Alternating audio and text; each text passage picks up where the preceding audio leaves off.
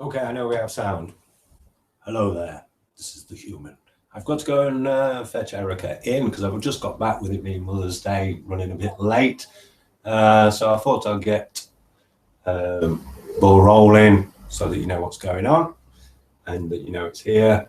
If you're coming onto this in the replay, fast forward to a bit when you see something like that blocking the camera because that shows that we're about to start. I'm going to go and fetch Erica in now. Got something out of food yet? Okay. In fact, whilst you're waiting, you can look at the wolf.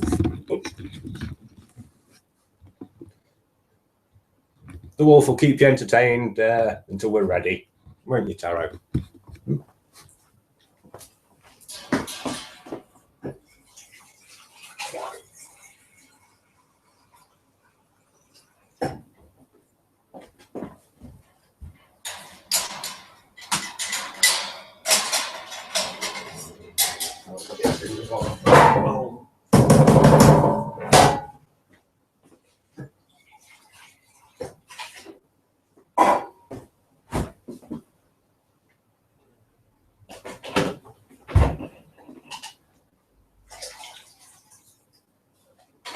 She's moaning when she comes in.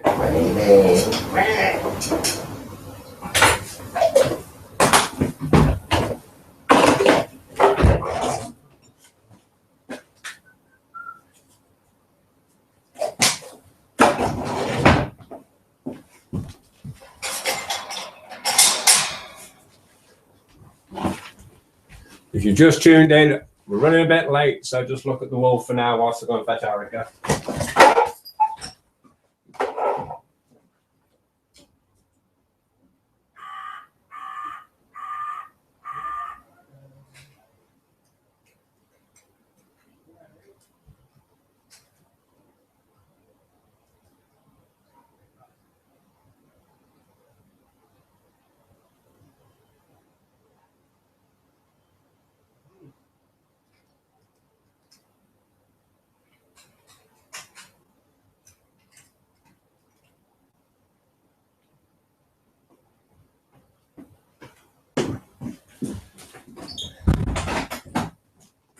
Here we go, darling. Here you go.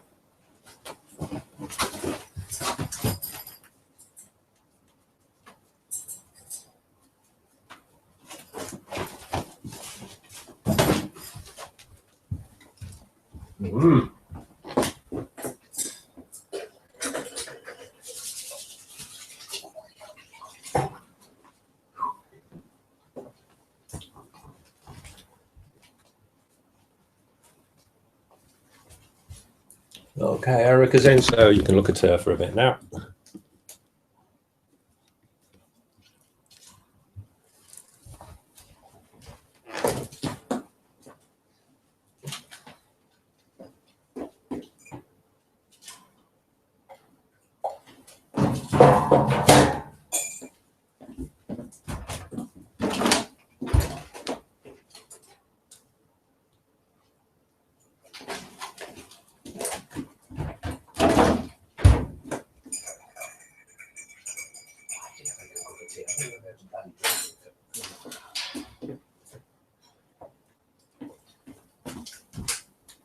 That's okay.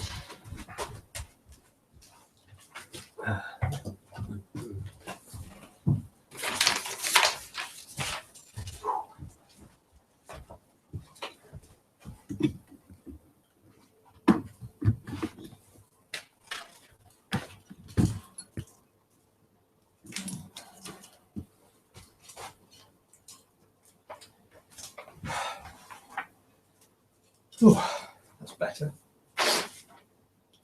No!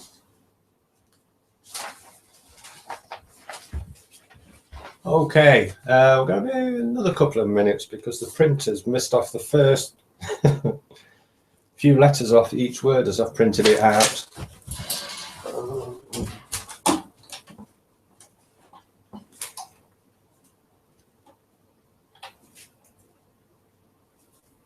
Come on, come on, come on.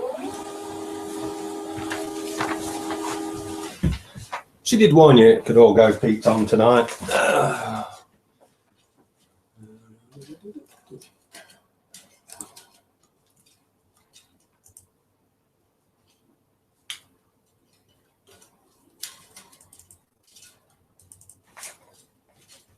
Yeah, what a waste of paper, eh?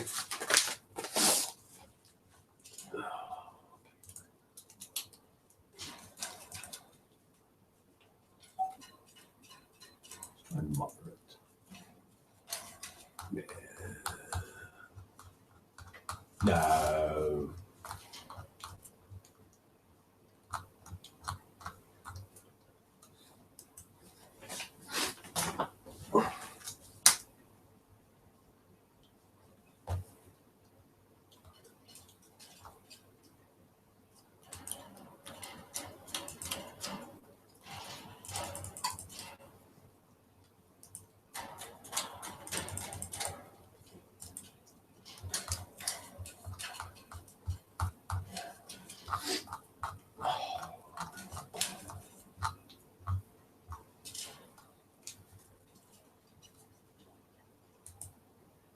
Delete that.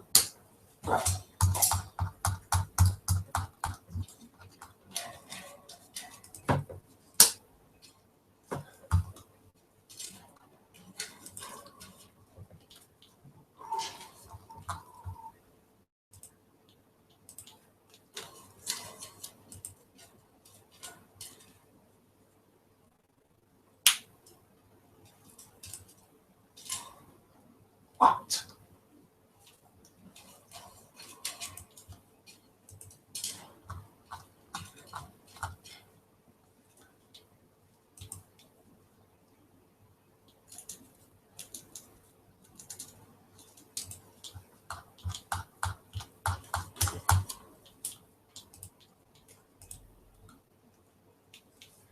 Why? Why is he doing this? Let me just look down. Can I get the... For some strange reason, it's taking off half of the first letter of each word, so I think I can cope. No, I can't. What's going on there?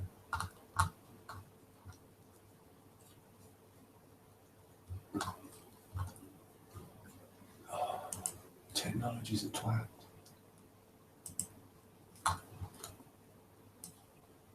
Apologies if you're watching this live, because not much is happening yet.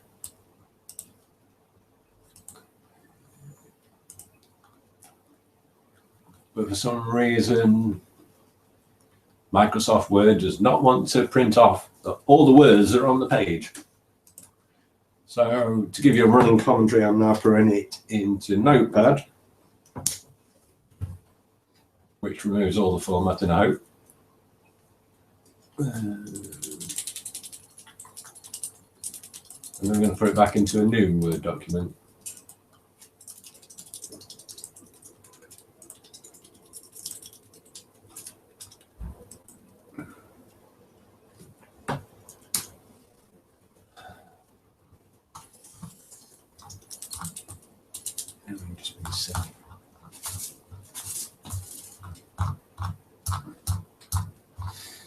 We might have it now.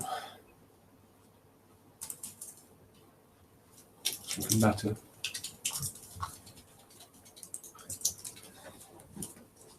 Technology, eh, Erica?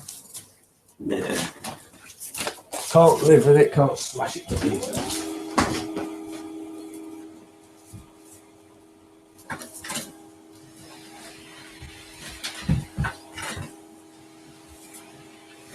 At least Erica's having a nice little cream to entertain you in the meantime.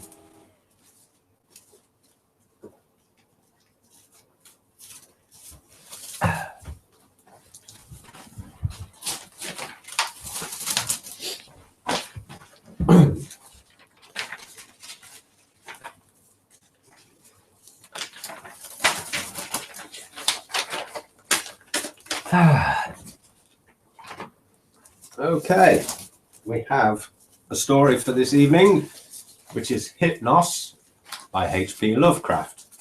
I have not read the story before, so there could be words that I don't know how to pronounce, so you can have a good giggle at that if that happens. No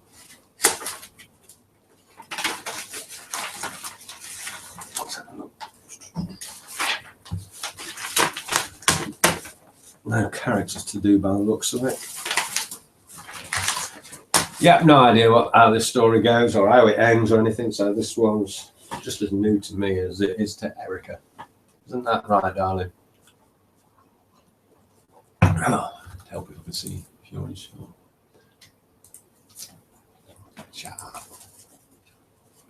Don't say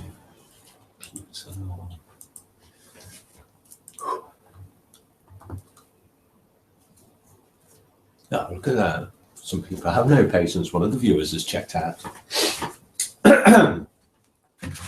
Right, if you're watching this live, I'm just going to put some paper in front of the camera because at the start of it I said to people who are watching it on the replay to fast forward to when there's paper in front of the camera, so I'm going to do that now.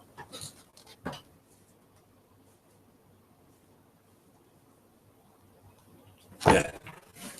Now if you're watching on the replay, you know where to go to stop the story. So we have H.P. Lovecraft's Hypnos, and it starts with a quote before we move into it.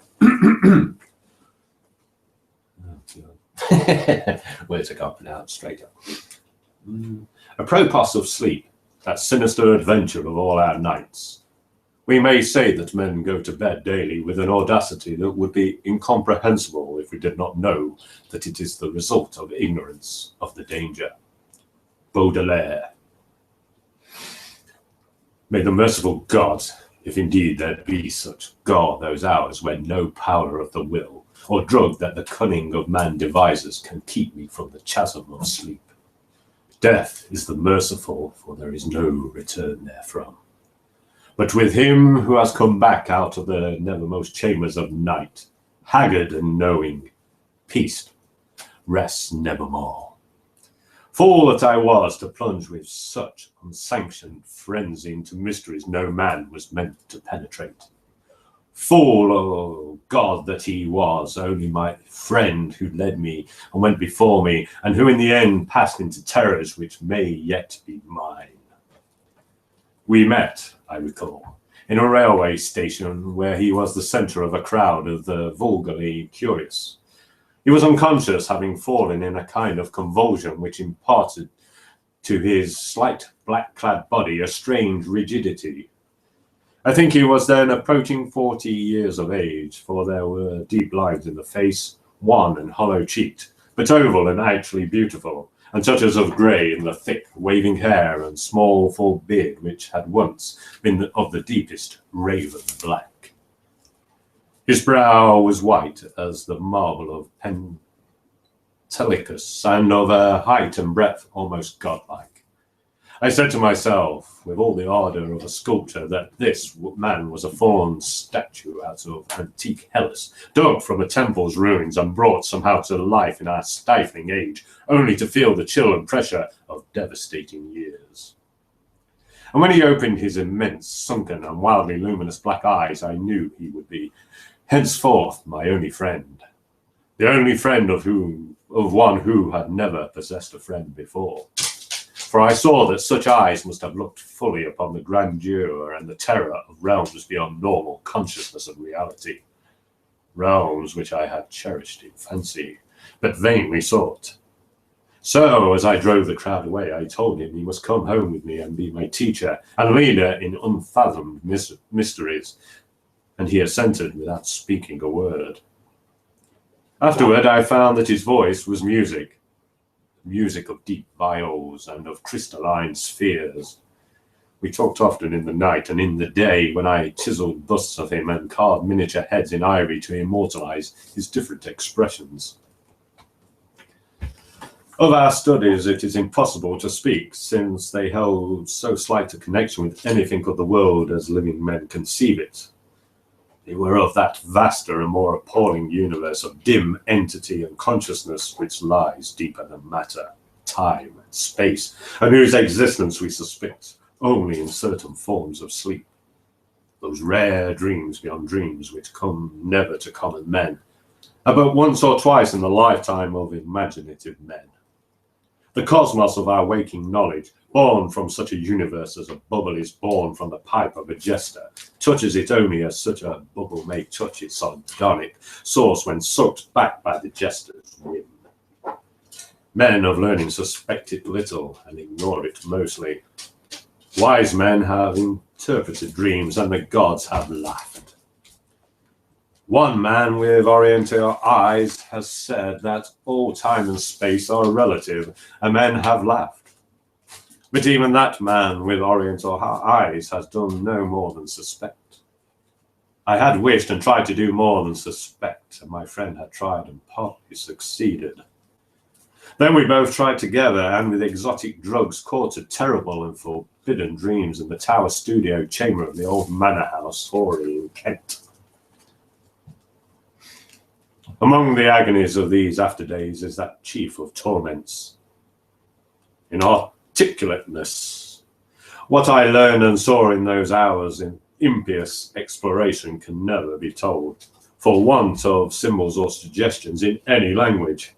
I say this because from first to last our discoveries partook only of the nature of sensations, sensations correlated with no impression which the nervous system of normal humanity is capable of receiving. They were sensations, yet within them lay unbelievable elements of time and space, things which at bottom possess no distinct and definite existence. Human utterance can best convey the general character of our experiences by calling them plungings or soarings, for in every period of revelation some part of our minds broke boldly away from all that is real and present, rushing airily along shocking, unlighted and fear-haunted abysses, and occasionally tearing through certain well-marked and typical obstacles describable only as vicious, uncouth clouds or vapours. In these black and bodiless flights we were sometimes alone and sometimes together. When we were together, my friend was always far ahead. I could comprehend his presence despite the absence of form by a species of pictorial memory whereby his face appeared to me, golden from a strange light and frightful with its weird beauty. Its anonymously youthful cheeks, its burning eyes, its Olympian brow, and its shadowing hair and growth of beard.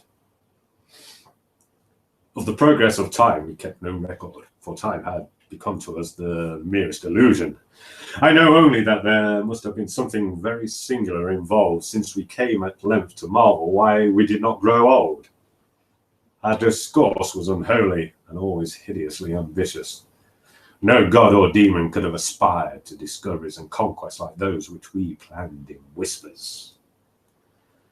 I shiver as I speak of them, and dare not be explicit, though I will say that my friend once wrote on a paper a wish which he dared not utter with his tongue, and which made me burn the paper and look affrightedly out of the window as the spangled night sky lit up. I will hint, only hint, that he had designs which involved the rulership of the visible universe and more. Designs whereby the earth and the stars would move at his command, and the destinies of all living things be his. I affirm, I swear, that I had no share in these extreme aspirations. Anything my friend may have said or written to the contrary must be erroneous, for I am no man of strength to risk the unmentionable warfare in unmentionable spheres by which alone one might achieve success.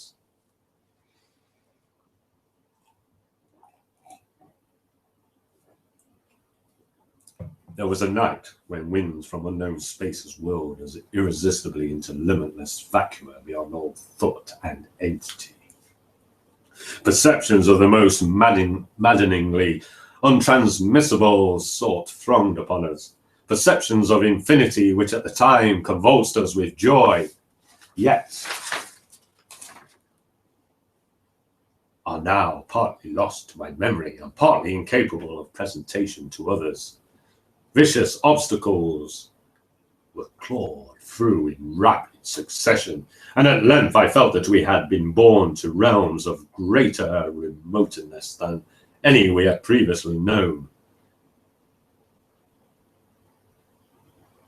My friend was vastly in advance as we plunged into this awesome ocean of virgin ether, and I could see the sinister exultation on this floating, luminous, too youthful memory face. Suddenly, that face became dim and quickly disappeared, and in a brief space I found myself projected against an obstacle which I could not penetrate. It was like the others, yet incalculably denser, a sticky, clammy mass, if such terms can be applied to analogous qualities in a non-materious sphere.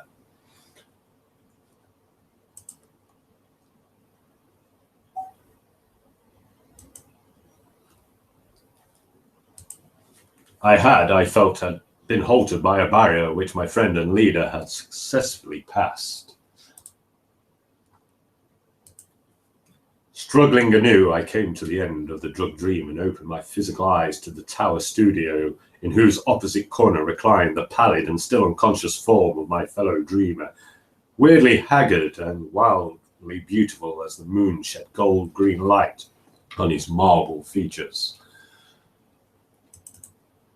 Then, after a short interval, the form in the corner stirred, and made pitying heaven keep from my sight and sound another thing like that which took place before me.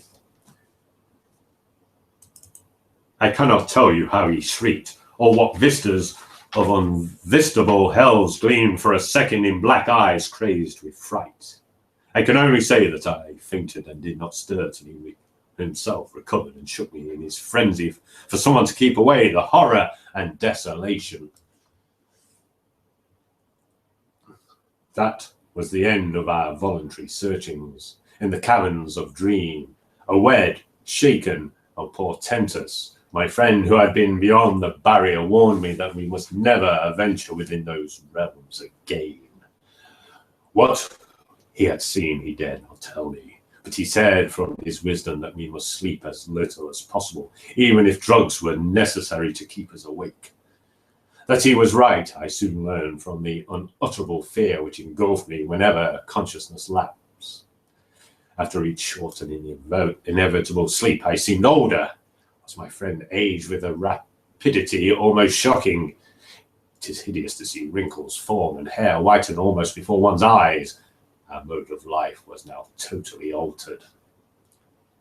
Heretofore a recluse so far as I know, his true name and origin never having passed his lips, my friend now became frantic in his fear of solitude. At night he would not be alone, nor would the company of a few persons calm him. His sole relief was obtained in revelry of the most general and boisterous sort, so that few assemblies of the young and the gay were unknown to us. Our appearance and age seemed to excite in most cases a ridicule which I keenly resented, but which my friend considered a lesser evil than solitude. Especially was he afraid to be out of doors alone when the stars were shining, and if forced to this condition, he would often glance furtively at the sky as if hunted by some monstrous thing therein. He did not always glance at the same place in the sky.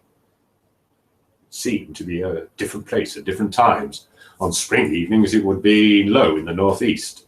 In the summer it would be nearly overhead. In the autumn it would be in the northwest. In winter it would be in the east, but mostly if in the small hours of morning. Midwinter evenings seemed least dreadful to him.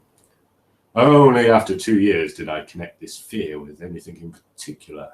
But then I began to see that he must be looking at a special spot on the celestial vault whose position at different times corresponded to the direction of his glance, a spot roughly marked by the constellation Corona Borealis. We now had a studio in London, never separated but never discussing the days when we had sought to plumb the mysteries of the unreal world. We were aged and weak from our drugs, dissipations and nervous overstrain, and the thinning hair and beard of my friend had become snow white. Our freedom from long sleep was surprising, for seldom did we succumb more than an hour or two at a time to the shadow which had now grown so frightful a menace. Then came one January of fog and rain, when money ran low and drugs were hard to buy. My statues and ivory heads were all sold, and I had no means to purchase new materials or energy to fashion them, even if I had possessed them. We suffered terribly, and on a certain night my friend sank into a deep, breathing sleep from which I could not awaken him. I can recall the scene now. The desolate, pitch-black garret studio under the eaves with the rain beating down, the ticking of the lone clock, the fancied ticking of our watches as they rested on the dressing table, the creaking of some swaying shutter in a remote part of the house, certain distant city noises muffled by fog and space, and worst of all, the deep, steady, sinister breathing of my friend on the couch. A rhythmical breathing which seemed to measure moments of supernal fear and agony for his spirit as it wandered in spheres forbidden, unimagined, and hideously remote. The tension of my vigil became oppressive, and a wild train of trivial impressions and associations thronged through my almost unhinged mind. I heard a clock strike somewhere, not ours, for that was not a striking clock, and my morbid fancy found in this a new starting point for idle wonderings. Clocks, time, space, infinity, and then my fancy reverted to the local as I reflected that even now, beyond the roof and the fog and the rain and the atmosphere, Corona Borealis was rising in the northeast. Corona Borealis, which my friend had appeared to dread, and whose scintillant semicircle stars must even now be glowing unseen through the measureless abysses of ether. All at once, my feverishly sensitive ears seemed to detect a new and wholly distinct component in the soft medley of drug-magnified sounds, a low and damnably insistent whine from very far away, droning, clamoring, mocking, calling from the northeast. But it was not that distant whine which robbed me of my faculties and set upon my soul such a seal of fright as may never in life be removed. Not that which drew the shrieks and excited the convulsions which caused lodgers and police to break down the door. It was not what I heard, but what I saw. For in that dark, locked, shuttered, and curtained room there appeared from the black northeast corner a shaft of horrible red gold light, a shaft which bore with it no glow to disperse the darkness, but which streamed only upon the recumbent head of the troubled sleeper, bringing out in hideous duplication the luminous and strangely youthful memory face as I had known it in dreams of abysmal space and unshackled time, when my friend had pushed behind the barrier to those secret, innermost and forbidden caverns of nightmare. And as I looked, I beheld the head rise, the black, liquid, and deep sunken eyes open in terror, and the thin shadowed lips part as if for a scream too frightful to be uttered. There dwelt in that ghastly and flexible face, as it shone bodiless, luminous, and rejuvenated in the blackness, more of stark, teeming, brain-shattering fear than all the rest of heaven and earth has ever revealed to me.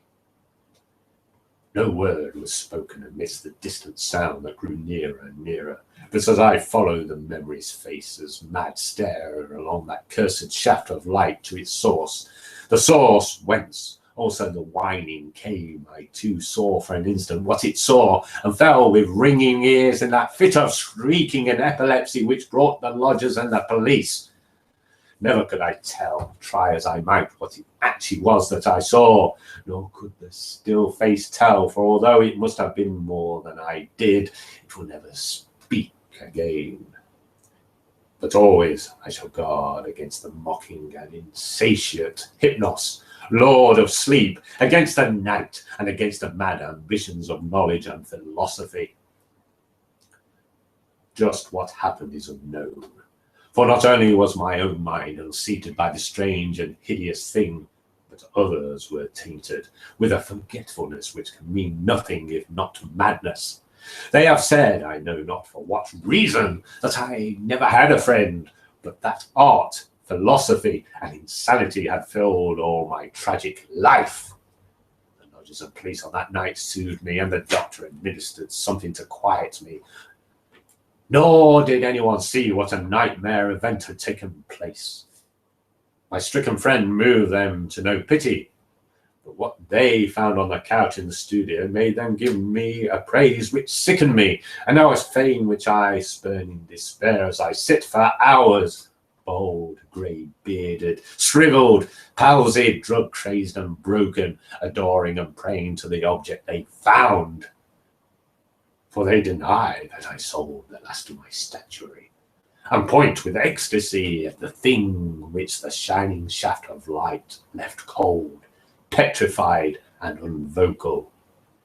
It is all that remains of my friend, the friend who led me on to madness and wreckage, a godlike head of such marvel as only old Hellas could yield, young with the youth that is outside time, and with beauteous bearded face, curved smiling lips, Olympian brow, and dense locks waving and poppy crowned. They say that the haunting memory face is modelled from my own as it was at 25.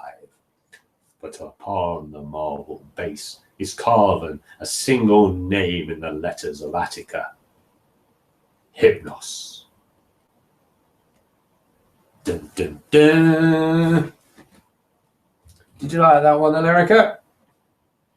Ooh, not as impressed this week, eh? It was a rush job. Nothing to say this week?